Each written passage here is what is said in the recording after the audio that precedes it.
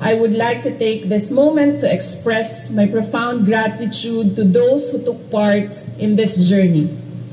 To our partner agencies in the national government, thank you for your commitment towards a whole-of-government approach for basic education.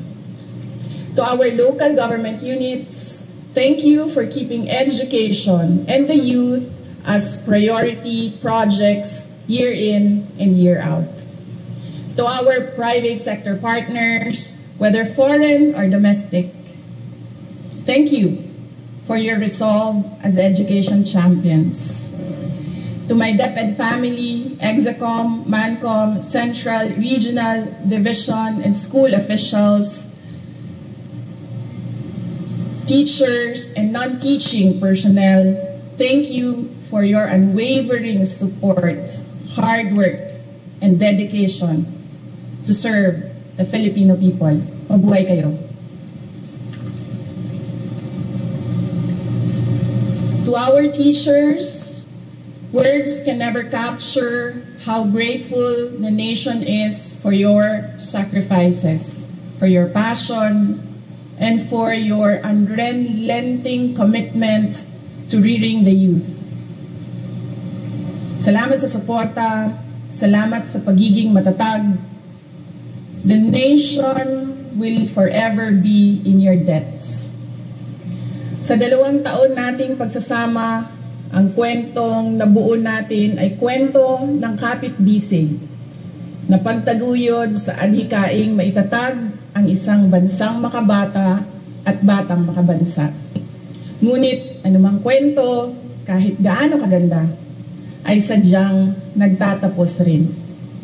Earlier today, June 19, 2024, I sought an audience with the President and tendered my resignation as the Secretary of Education effective July 19, 2024. I have given my 30-day notice to ensure the proper and orderly transition for the benefit of the next Secretary. Mga kababayan, ang aking pagbibitiw ay hindi lula ng kahinaan, kundi dala ng tunay na malasakit para sa ating mga guro at kabataang Pilipino. Bagamat hindi ako magpapatuloy na mamamahala sa kagawaran, patuloy pa rin nating itataguyod ang kalidad ng edukasyon na nararapat para sa Pilipino. Hindi man ako ang tumatayong kalihim ng edukasyon, mananatili akong isang ina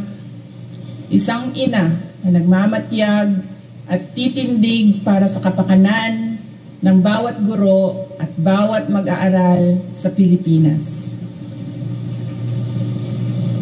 Para sa isang matatag na Pilipinas. Mga kababayan, lahat ng ating ginagawa ay para sa Diyos, sa bayan, at bawat pamilyang Pilipino. Syukuran.